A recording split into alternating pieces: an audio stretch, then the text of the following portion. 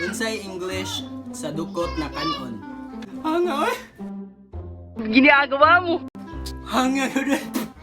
Ang pangutana kay, kanus-ani mo napansin si Denise? 君の虜になってしまえばきっと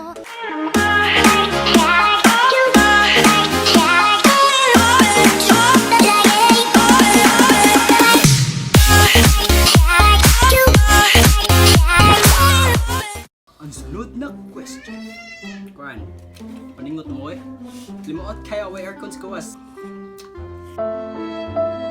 Ang question niya, ang iyang pangutana kay kung babalik ka sa nakaraan, ano ang iyong babalikan? Kung balik ko sa sauna kay kanana ko balikan kay katong edad pa ko 5. Oh, hatod pagikan ako pagbata, 105 na ko kay napaman ako papa. Tas oh, muta kong ngahan balikan nun ta. Pero karon man, acceptance. The keyword is acceptance. Char. Anong maoy man kinisya man? Maoy kasi mga pangutanan ako. Ano ba? Walay tubig gay, walay tubig gay, walay gatasay. Nganong permira man tang second option kung wala iyang friends? Ako matubagan isa. Wa mo guro kag himog second option.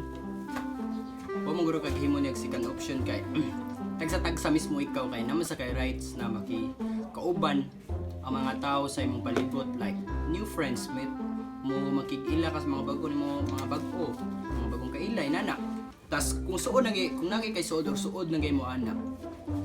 Syempre ay you expect na kanang ang tanan niya attention ug tanan niya kuan ara nimo kay nawe mo tagsa ka kinabuhi. So di na siya matawag og second option kay hindi siya matawag og second option kay wala kay choice niya na mo to sa lain tas tagsa mo kinabuhi. Ana kumuduol siya nimo di pasabutan ang second option, pasabutan na ikaw yung gisaligan na friends or friend eh. Kani kay ganahan juga ni tubagon ni. Ang pangutanan niya kay what is the most expensive and valuable thing that you've received? Sa daghan mo na dawatan pero kanay ra gid siya mo kanang sana feel nako na kanang mahal siya tas na siya ka na dako siya value para nako ba kay kuan katong nihatag si yung itagaan og kanang kuan birthday mato nako padungguro or man akong birthday niya na problema siya na ato kay wala dako siya ikatag mo to niya ako niya na okay ra wala kay ihatag kay at least naka 君の虜になってしまえばきっと at least kanang naay mo presensya tas nihatag man sa tog liter kuan tato ka na satisfy na ko ato katong nang lakaw mi sa merkado kay wow nag-expect na nasi paliton din ako di ay moto yung ipalit na og sapatos moto para nako kay para nako mahal sad to sa among edad para sa among edad lang nga para namo ay mahal to para namo kay ko pa ba ni earn or kanang para amo gyud na ato time kay wa pa gyud min earn ato kanang amo yung kwarta ba so para nako mo to pinakamahal o valuable thing na ako nadawatan ni kaniya I keep dito na ako kane ang iyan na pangutana kung wa kay pamplete unsay pilion nimo ang pangapyot or ang mamayot so ako pilion kay mangapyot tas mamayot para mangapyot sa bayot charot kung namo kay di man tanan bayot walay dirty minded dili man tanang butang dili tanang bayot magod na kanang nasa yung una kay tao sa biya sila kumuhatag sila nako kanang or na like mo offer sila nako kanang na kwarta in a good way kay ako dawato no syempre pero kung wala gimuhatag nako kundi kay surtion gud aw mga mukha piyot tas oh diba inana kani siya kay murag naninood gid siya yung pangutana da. Nagmayon ko kay hangon. What is the most important lesson you've learned in your life and how would you apply it to your time as a vlogger? Akong na-learn sa akong ginabuhi kay even though na nay mo abot na bisag unsa pa na klase ng problema kay ayo padala na stay mas ipaibabaw ang kuan positive things bitaw or kanang positive na vibes like happy lang ka bihalag na ka ng basta maabot man ginang problema ha pasabutan na nani se nay kuan na plano si God about ana niya kung imo na mo dapat happy lang ka na ana na problema sa gihatag kay para happy. How would you apply it to your time as a vlogger? Kay kuan ang positive vibes akong i-share sa mga viewers, akong i-share kung even though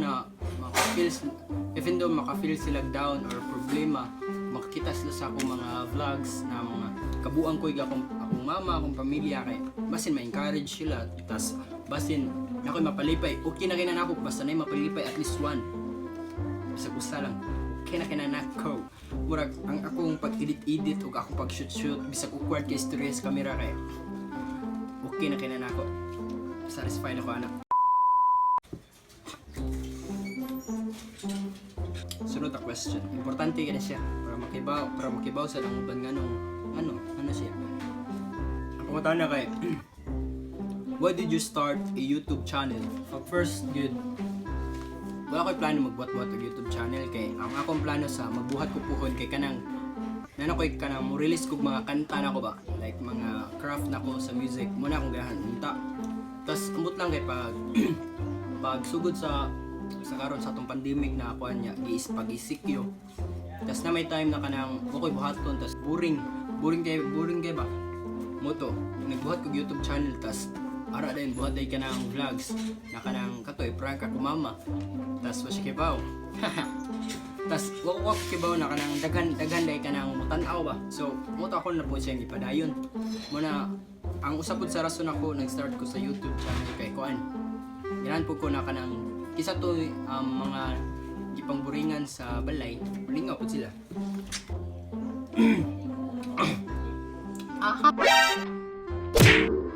kang nabugat largo sa ututunan ngano mabag-o ang usa ka tawo ang tawo magud mabag-o siya depende sa experience depende na siya kung unsa yang mga naagian for example kana tawhana kay naanad na siya na magsige mo kauban na may pagbag-o ka ng bati o nindot ako masulti anay kay basin naanad na siya na pirmi mo magkauban para niya kay normal na lang to na inana yung buhaton ana mga tao mabag-o, mismo ikaw mabag-o. So ang imong buhaton na keyword again, acceptance. Acceptance, grabe keyword na ko karon laway. Word of the day na, acceptance. Loh. Hangwa. Buta na kay. What if you feel so much pain that you can no longer handle because of someone? Would you still be thankful that you met that someone? Mga kong tubag kay para nako lang yes thankful ko kay even though na bati or nindot pa ang resulta niya kay di man jud ka ma-matured kung di mo magian kung pulos ra kung kamunduha pulos ra kalipay ang yung mga like pulos mo happy tas dili mo maka-face og mga inanin na situation bitaw ko na na dapat good pero kung maka-face ka mo inanay kay dapat thankful sud mo kay mo na magpaligo ninyo tas mo sanay makapamature ninyo so para nako thankful ko uta ikaw po.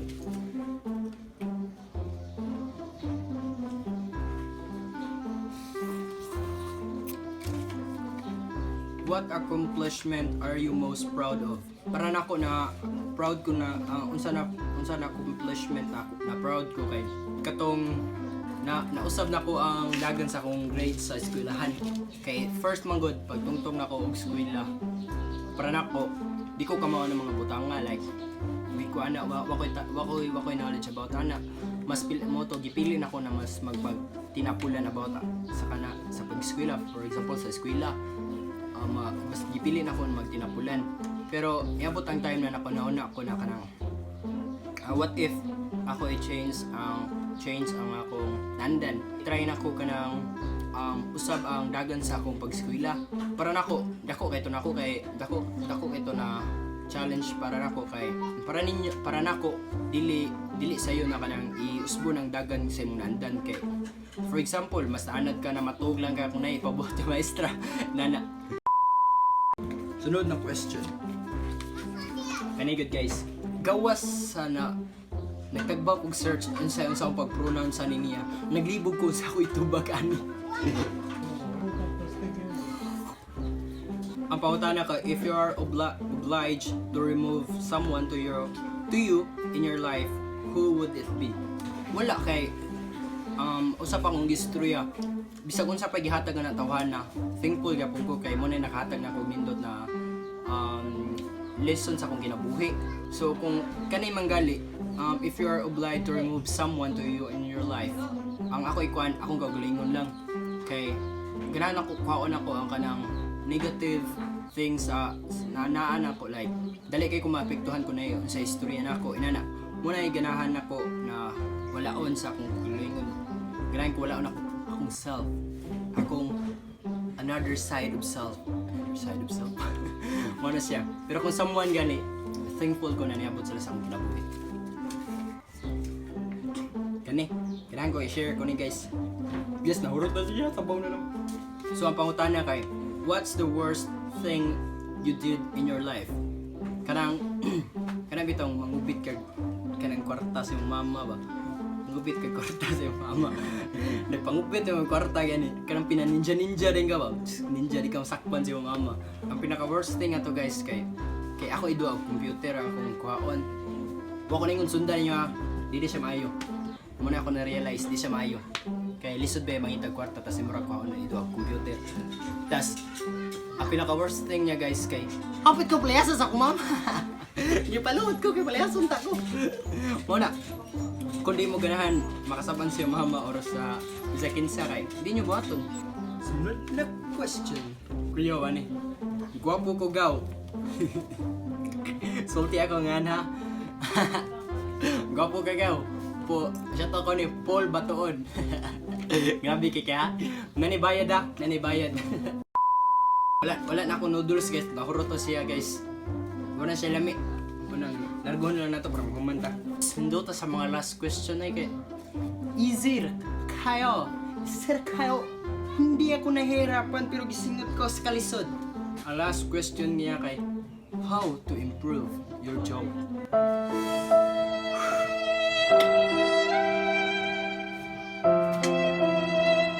So, ko joker, tabian ra ko no. Tabian ra ko nga na dili mo topic ba kanang mukatawa ra way hinungdan mo. Membro mo ko sa kamaisan good sa mga corny jokers. So mao to tanang mga pangutana na akong gitubag karong adlaw. So mao to guys sa ang video na to karon kay akong gitubag ang inyong tanang mga pangutana o mga inyong ganahan matubag na mga pangutana. So, kung unsa may ako nasulti kay don't get me wrong, sa ako pang gisulti pag intro, opinion ra na nako. So guys, sa karon unta salamat sa tanang mga ni comment ato diay. Salamat kamsahamnida. Unta inyong i-like ni ang video, inyong i-share sa inyong mga friends sa ako YouTube channel, kay inyong i-subscribe o i-hit ang notification bell para sa mga daghang kabuang. Salamat guys sa pagtanaw. Kung inyong nagihuman, salamat ninyo.